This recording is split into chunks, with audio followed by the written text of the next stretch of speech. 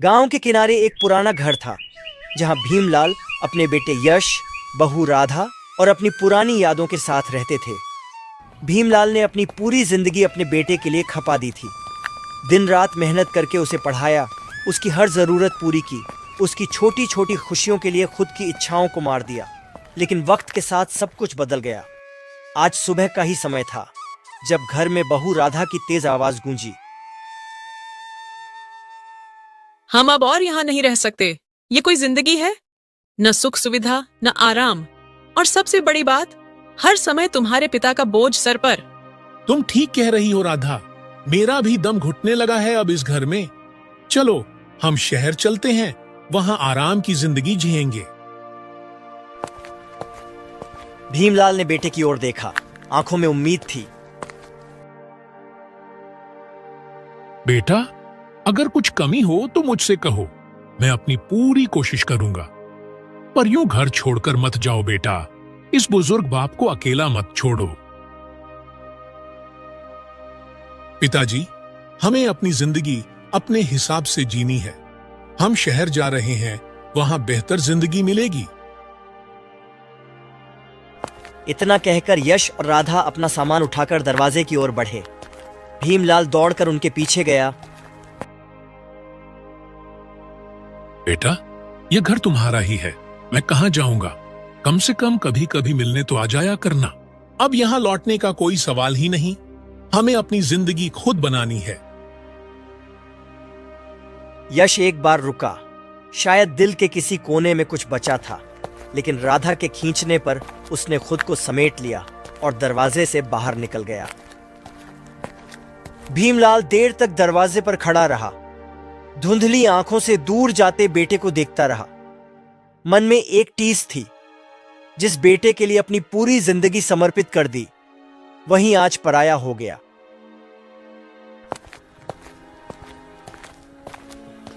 चले गए ना? हाँ, चले गए। उन्हें अपने सुख की चिंता है, हमारे दर्द की नहीं। हमारी परवरिश में कोई कमी रह गई क्या भीमा? नहीं, कमी हमारी नहीं थी, समय बदल गया है। हम जैसे बूढ़े लोग अब बोझ लगने लगे हैं। याद है जब यश छोटा था, हर रात मेरी गोद में सोता था। जब डरता था तो मेरे आंचल में छिप जाता था। जब बीमार होता था तो रात भर हम जागते थे। और आज हम बीमार हैं तो कोई पास तक नहीं बैठा, उल्टा ताने मारकर चले गए। सावित्री की आंखों से दो आंसू गिर पड़े। उन्होंने कांपते हाथों से भीमलाल का हाथ थाम लिया। अब हमें एक दूसरे का सहारा बनना होगा। कोई नहीं आएगा हमारी परवाह करने। हाँ, अब हमें ही एक दूसरे का साथ निभाना है, जब तक ये सांसें चल रही हैं।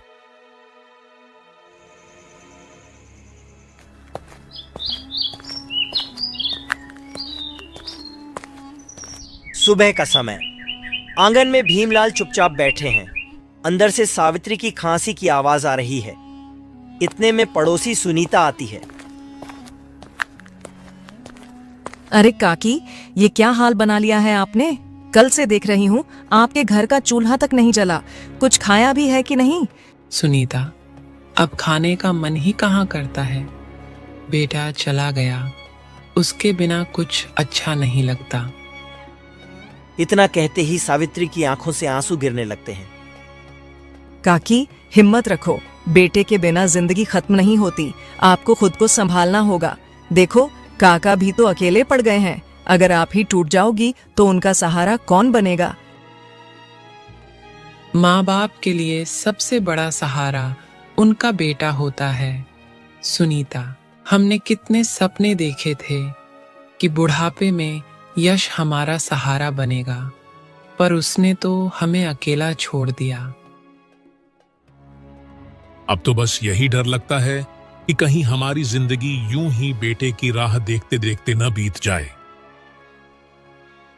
काकी, तकलीफ को रो रो कर बढ़ाने से अच्छा है कि इसे भगवान के ऊपर छोड़ दो।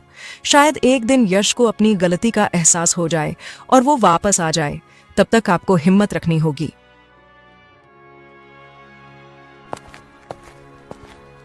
इतना कहकर सुनीता वहां से चली जाती है। सावित्री और भीमलाल बेबस होकर बैठा रहता है।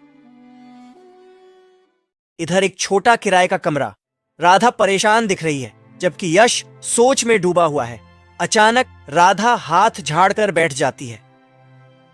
ये भी कोई जिंदगी है यश? गांव का घर छोड़कर यहाँ इस छोटे से कमरे में आ गए। वहां कम से कम बड़ा घर तो था, आराम था। मुझे मजबूरी में ये करना पड़ा राधा, तुम समझ नहीं रही हो। मजबूरी? कैसी मजबूरी? यश थोड़ी देर चुप रहा, फिर धीरे से बोला। मैंने बैंक से लोन लिया था, बाबूजी के नाम पर। राधा चौंक जाती है, उसकी आंखें गुस्से से भर जाती हैं। वह झटके से खड़ी हो जाती है। क्या तुमने अपने बाबूजी के नाम पर लोन लिया और मुझे अब बता रहे हो? हाँ, बिजनेस में लगाने के लिए पैसे चाहिए थे और मेरे नाम पर बैंक लोन देने को तैयार नहीं था।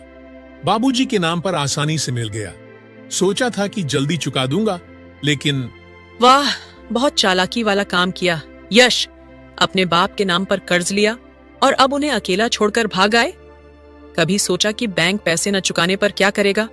वे सीधा बाबूजी पर दबाव डालेंगे। मैं क्या करता राधा, मेरे पास कोई और रास्ता नहीं था। और अगर वहीं रहता तो बाबूजी मुझसे सवाल पूछते, बैंक वाले घर तक आ जाते। यानी तुमने बाप के कंधों पर बोझ डाल दिया और खुद भाग निकले?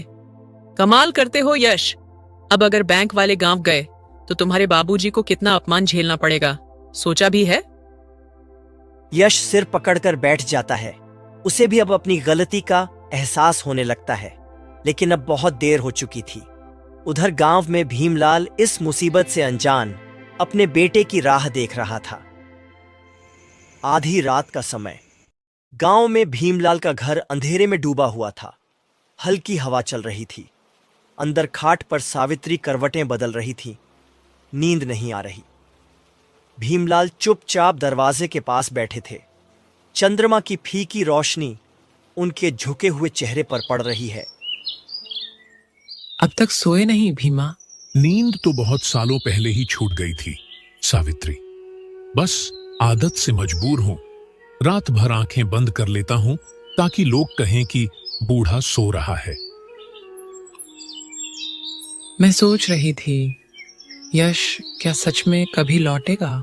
बेटा, अगर अपने बाप की छत छोड़कर गया है तो समझो उसने बाप का साया भी छोड़ दिया। हम बस आस लगा सकते हैं, पर उम्मीद करना भी अब बेकार लगता है। जब वो छोटा था तब हर रात मुझसे कहता था, माँ तुम पास रहोगी ना? और मैं उसे कसकर गले लगा लेती थी। आज वही बेटा हमें छोड़ गया। काश एक बार, बस एक बार वो लौट आता। भीमलाल उसकी ओर देखता है। उसकी आंखों में भी नमी थी। वह सावित्री का कांपता हुआ हाथ पकड़ लेता है। बाहर ठंडी हवा चल रही थी। दूर कहीं एक कुत्ता भौंक रहा था। रात की नीरवता उनके अंदर के अकेलेपन को और गहरा कर देती है। चलो अंदर चलकर लेट जाते हैं। सुबह होगी तो फिर एक नई उम्मीद जगेगी शायद।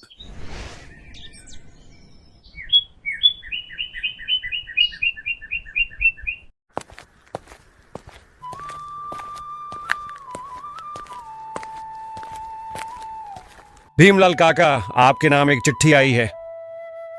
ये सुनते ही भीमलाल की आंखों में चमक आ जाती है। वह जल्दी से चिट्ठी पकड़ लेता है, जैसे कोई बेशकीमती चीज मिल गई हो। चिट्ठी मेरे नाम? जरूर यश ने भेजी होगी। कौन था भीमा? क्या हुआ? सावित्री देखो, हमारे यश की चिट्ठी आई है। सच कह रहे हो भीमा? यश ने लिखा है? क्या लिखा है? जल्दी खोलो। भीमलाल खुशी खुशी चिट्ठी खोलते हैं। उनकी उंगलियां कांप रही हैं। सावित्री की आंखें पत्र पर टिकी हैं, मानो सालों बाद बेटे की आवाज सुनने वाली हो। दोनों की धड़कनें तेज हो रही थीं।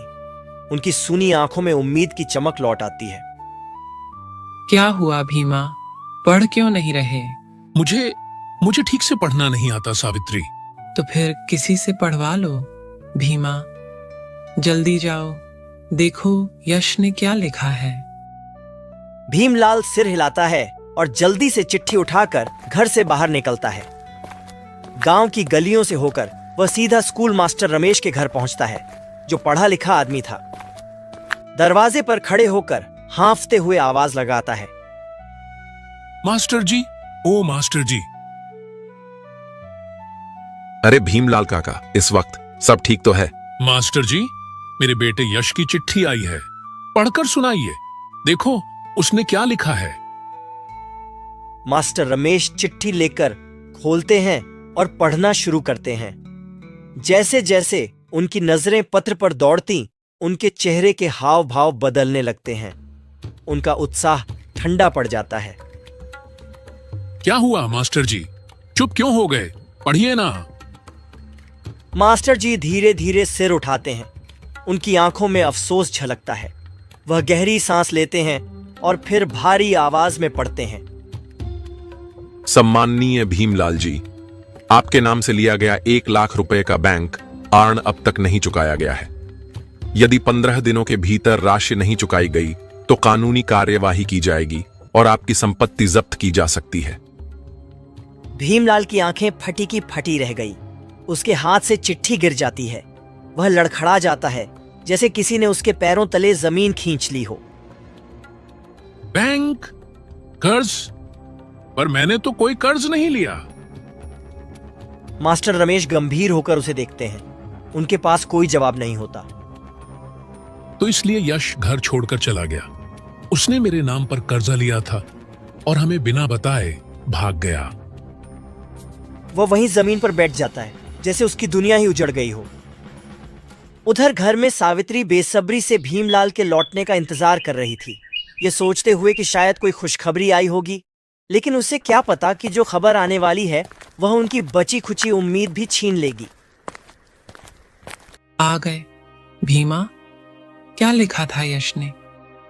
भीमलाल कोई जवाब नहीं देता, चुपचाप आंगन के एक कोने में बैठ जाता है। क्या हुआ, क्यों ऐसे बैठे हो? बोलो ना, क्या लिखा है यश ने? ये यश की चिट्ठी नहीं थी सावित्री, ये बैंक का नोटिस था। हमारे नाम पर 1 लाख रुपये का कर्ज है। ये क्या कह रहे हो भीमा? यश ने हमारे नाम पर बैंक से कर्ज लिया और चुका नहीं पाया। अब बैंक हमसे पैसे मांगेगा। अगर नहीं दिए तो हमारा घर भी छिन सकता है।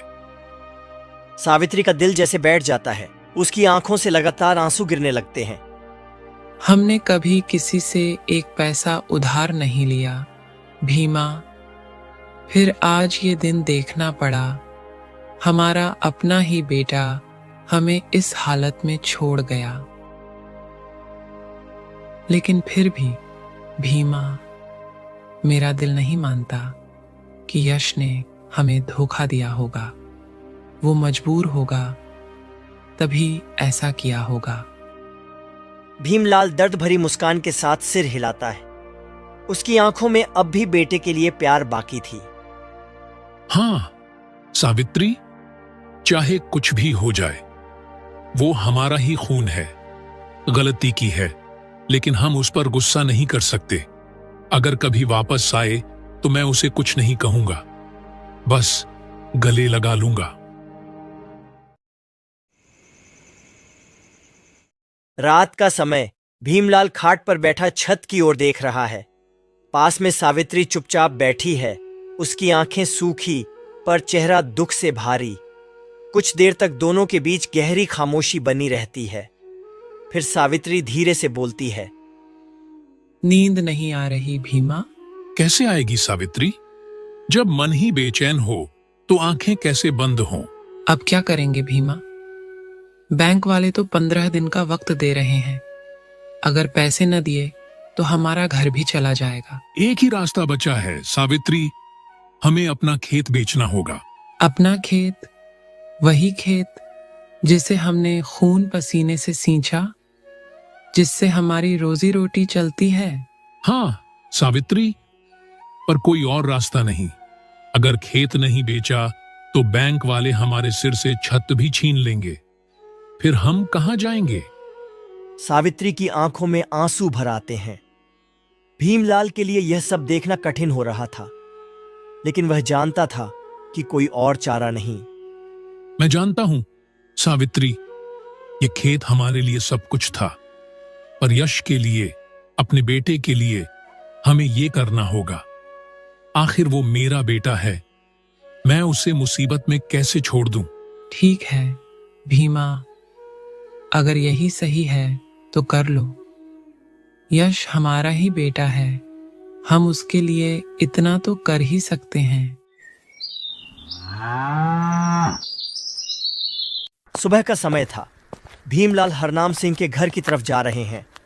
हरनाम सिंह गांव के पुराने जमींदारों में से एक हैं। उम्र 70 के पार, लेकिन दिमाग अब भी तेज। वह पहले भी कई बार भीमलाल के खेत को खरीदने की इच्छा जता चुके थे।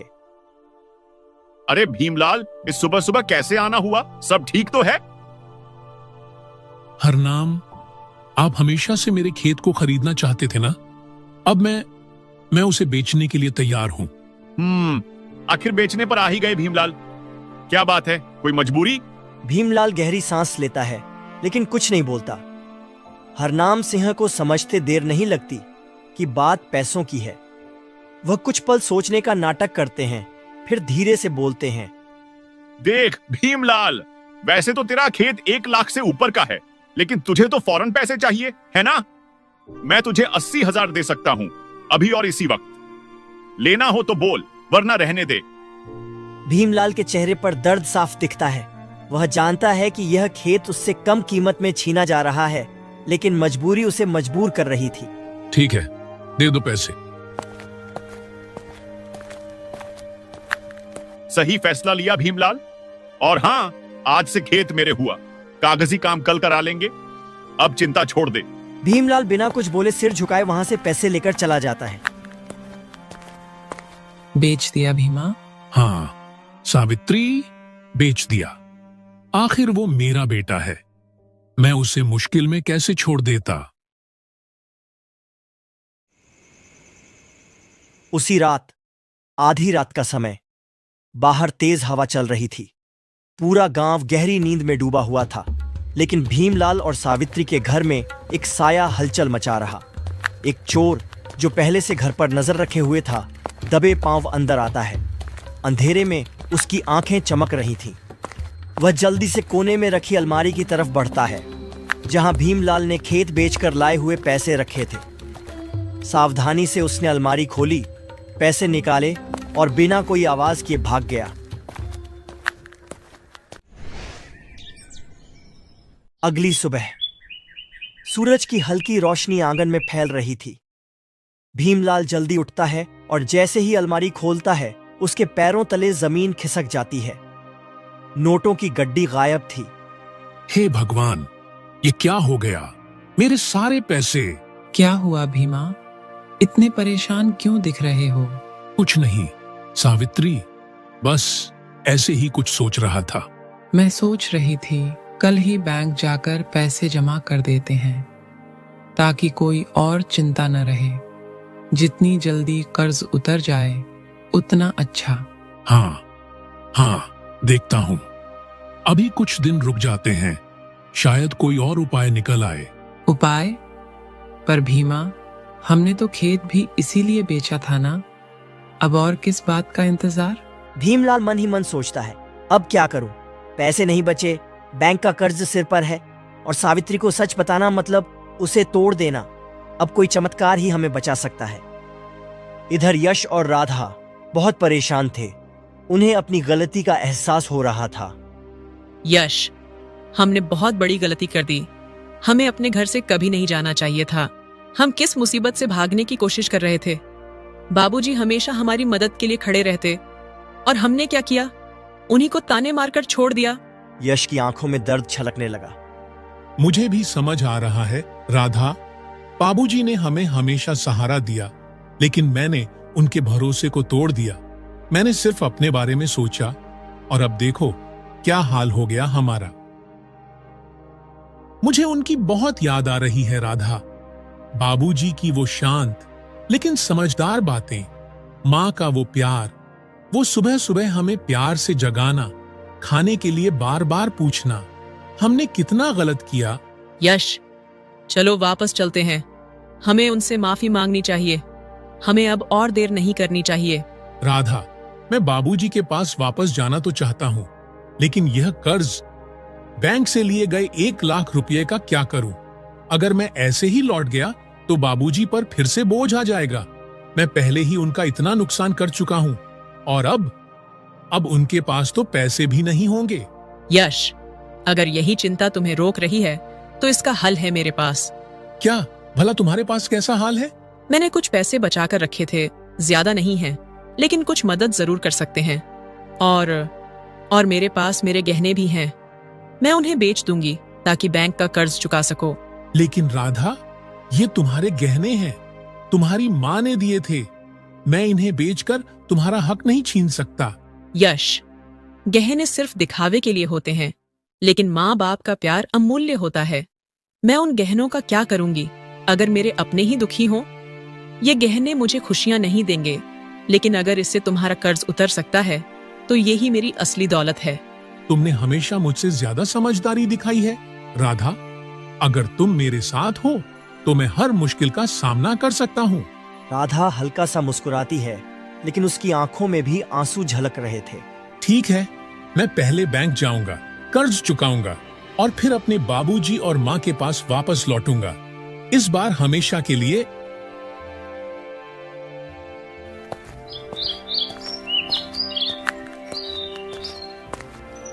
सुबह का वक्त था। घर के बाहर भीमलाल अकेले बैठा था। उसकी आंखों में बेचैनी साफ झलक रही थी। सावित्री अंदर सो रही थी। उसे अब तक चोरी का पता नहीं चला। भीमलाल के दिमाग में बस एक ही सवाल घूम रहा था, बैंक का कर्ज कैसे चुकाए। कुछ देर सोचने के बाद वह अचानक खड़ा होता है, जैसे कोई फैसला कर चुका हो। वह खुद से बड़बड़ाता है, हाथ पैर सलामत हैं, तो हिम्मत हारने का कोई मतलब नहीं। मैं जंगल से लकड़ियां लाकर बेचूंगा, कुछ ना कुछ तो इंतजाम हो ही जाएगा। गर्मियों के दिन गांव का बाजार। भीमलाल लकड़ियों का एक गट्ठर कंधे पर रखे हांफते हुए आता है। उसकी कमर झुकी हुई, चेहरे पर थकान की लकीरें हैं, लेकिन फिर भी वह उम्मीद नहीं छोड़ता। वह लकड़ियां दुकानदार के सामने रखता है। भीमलाल काका, लकड़ियों के दाम इस बार बहुत कम चल रहे हैं। मैं बस 120 रुपए दे सकता हूँ। भीमलाल का चेहरा उतर गया, लेकिन फिर भी वह मजबूरी में सिर हिला देता है। दुकानदार उसे कुछ मुड़े तुड़े नोट थमा देता है। भीमलाल उन पैसों को कांपते हाथों से पकड़ता है और धीरे धीरे बाहर निकल जाता है। इसी तरह वो लगातार मेहनत करता रहता है। हर सुबह घर से निकलता और शाम को थका हारा घर लौटता। एक दिन घर पहुंचकर वह नोटों को गिनता है। पूरा जोड़ 1500 रुपए होता है। उसे 12 दिन हो गए लकड़ियां काट काट कर बेचते हुए, लेकिन यह रकम बहुत कम थी। वह गहरी सांस लेता है, आंखों में उदासी छा जाती है। वह खुद से बड़बड़ाता है, 12 दिन की मेहनत और सिर्फ 1500 रुपए। 1 लाख का कर्ज चुकाने में तो सालों लग जाएंगे। अब सवाल ये था, क्या उसकी मेहनत उसके परिवार को बचाने के लिए काफी होगी?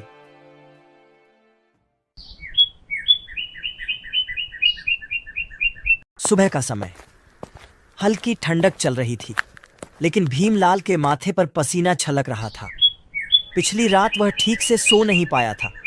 आज कर्ज चुकाने की आखिरी तारीख थी, लेकिन उसके पास सिर्फ 1500 रुपए ही थे। वह बेचैनी से इधर उधर देखता रहा, जैसे कोई चमत्कार होने का इंतजार कर रहा हो। भीमलाल काका, डाक आई है तुम्हारे लिए। भीमलाल चौंक कर उठता है।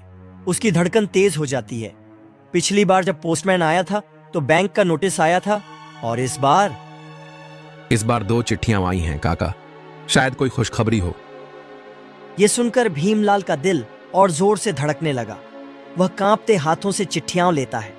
एक बार को तो उसे लगने लगा कि उसके हाथों में कोई भारी पत्थर रख दिया गया हो।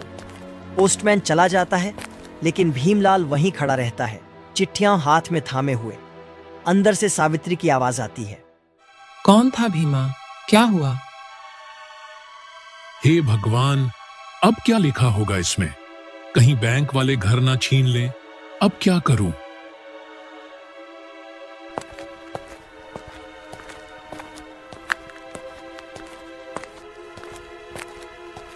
मास्टर जी, अंदर हैं? अरे भीमलाल काका, आइए आइए। आज सुबह सुबह कैसे आना हुआ? मास्टर जी, फिर से बैंक का कोई नोटिस तो नहीं आया? मेरी हिम्मत नहीं हो रही पढ़ने की।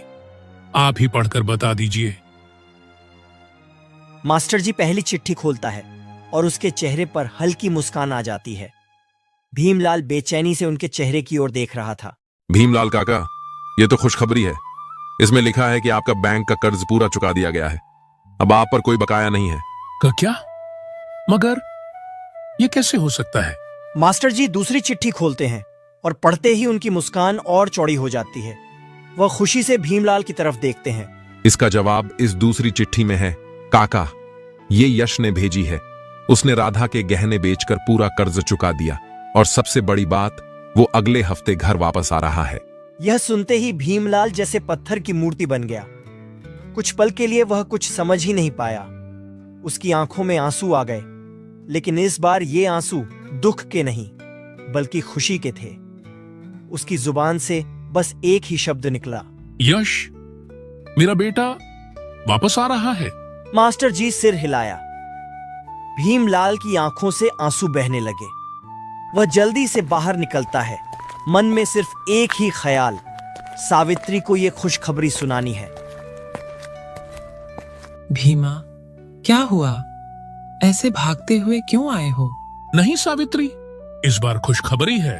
फिर भीमलाल दोनों चिट्ठी में लिखे वाकया के बारे में बताया। ये सुनकर सावित्री को रोना आ जाती है। मेरा यश, मेरा बेटा वापस आ रहा है। सच कह रहे हो ना? भीमा, देखो भीमा, मैंने कहा था ना, वो हमें छोड़कर जा ही नहीं सकता। मेरा बेटा लौट रहा है।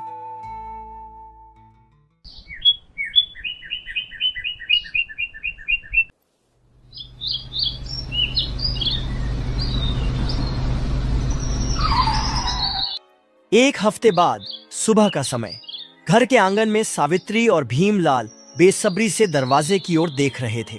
आज वो दिन था जिसका इंतजार उन्होंने न जाने कितनी रातें जाग कर किया था। अचानक दूर से बैलगाड़ी आती दिखती है। यश और राधा उतरते हैं। यश की आंखें झुकी हुई, राधा भी सिर नीचा की खड़ी। दोनों के चेहरे पर पछतावे की लकीरें साफ नजर आ रही थीं। अम्मा, बाबूजी, मुझे माफ कर दो। मैंने बहुत बड़ी गलती की। हमसे बहुत बड़ी भूल हो गई। हमें अपने घर और अपने माता पिता की कीमत समझने में देर हो गई। पैसा बहुत जरूरी होता है बेटा, लेकिन उससे ज्यादा जरूरी परिवार होता है। पैसा दोबारा आ सकता है, लेकिन अगर अपने बिछड़ जाएं, तो वो कभी वापस नहीं आते। याद रखना, माता पिता का आशीर्वाद ही सबसे बड़ा धन होता है। बेटा, गलती करना इंसान की फितरत है, लेकिन उससे सीखना सबसे जरूरी होता है। हम बूढ़े हो गए हैं, लेकिन हमारे लिए ये घर ही हमारी दुनिया है। इसी आंगन में तुमने अपने बचपन के कदम रखे थे। इसी मिट्टी में तुम्हारी पहचान है। इसे कभी मत भूलना। बेटा, गलती सबसे होती है, लेकिन सबसे बड़ी बात यह है कि तुमने अपनी गलती मान ली। पर एक बात हमेशा याद रखना, जब तक इंसान के पास पैसा होता है, तब तक दुनिया उसके साथ होती है। लेकिन जब बुरे दिन आते हैं, तब सिर्फ परिवार ही उसके साथ खड़ा होता है। तुमने पैसा कमाने के लिए घर छोड़ा, लेकिन जब मुसीबत आई तो लौटकर यहीं आए ना? यश की आंखों से आंसू गिरने लगे। वह धीरे से सिर हिलाता है। भीमलाल आगे बोलते हैं, बेटा, पैसा जरूरी है, लेकिन उससे ज्यादा जरूरी है अपनों का साथ। अगर घर में प्यार और अपनापन हो तो कोई भी मुश्किल बड़ी नहीं लगती। तुमने अपनी गलती सुधार दी, ये अच्छी बात है, लेकिन आगे से ऐसा कुछ मत करना कि तुम्हारे माता पिता को फिर से रोना पड़े। दोस्तों, ये कहानी हमें सिखाती है कि जीवन में कितनी भी कठिनाइयां आएं, लेकिन परिवार से नाता कभी नहीं तोड़ना चाहिए। पैसा, सफलता और मुश्किलें आती जाती रहती हैं, पर माता पिता और अपनों का प्यार सदा अटूट रहता है।